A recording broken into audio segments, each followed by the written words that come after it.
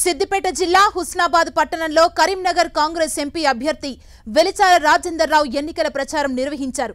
ఈ ప్రచారంలో మంత్రి పొన్నం ప్రభాకర్ పాల్గొన్నారు। ఈ సందర్భంగా గత అసెంబ్లీ ఎన్నికల్లో 70 సంవత్సరాల చరిత్రను హుస్నాబాద్ ప్రజలు తిరగరాశారని మంత్రి పొన్నం ప్రభాకర్ చెప్పారు।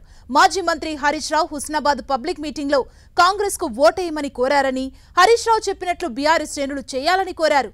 విభజన హామీలు నెరవేర్చకుండా విభజన రాజకీయాలు చేస్తున్న బీజేపీని ఓడించాలని మంత్రి పొన్నం ప్రభాకర్ పిలుపునిచ్చారు।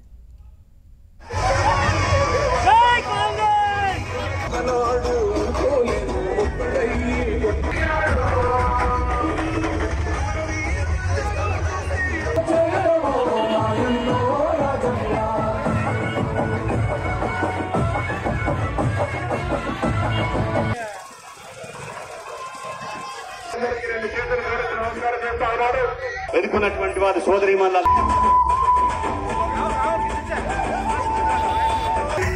పెట్టుకొని నన్ను ఆశీర్వదించి శాసనసభ్యుడిగా ఎంపిక చేసి మీ అందరికి కూడా 2 చేతులు జోడించి నమస్కారం చేస్తాను।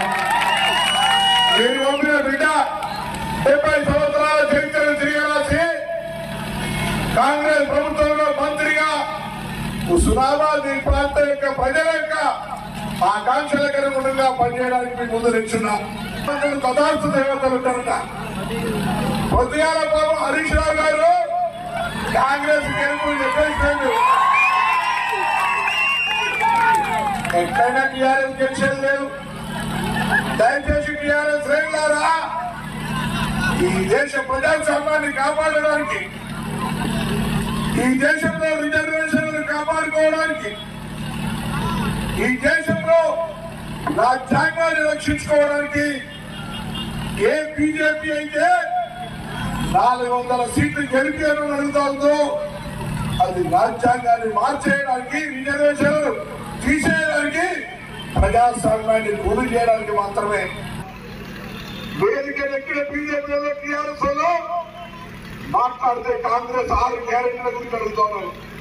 10 సంవత్సరాలుగా అధికారంలో ఉన్నటువంటి Bharatiya Janata party, TRS party BJP చెప్పినట్టుగా 15 లక్షల రూపాయలు ఎవరి ఖాతాలను వేసిందా అని అడుగుతా ఉన్నాం। ఇలా 15 లక్షలు ఏమి బీజేపీ నా 6 గ్యారెంటీల గురించి మాట్లాడే హక్కుందా? నాకు సపోర్ట్ గా ఉండడానికి పార్లమెంట్ లో కూడా మనకు సంబంధించిన ప్రాంత అభివృద్ధికి నిధులు తేవడానికి రాజేంద్ర రావు గారిని కలిపి సందర్భంగా కోరుతా ఉన్నాం।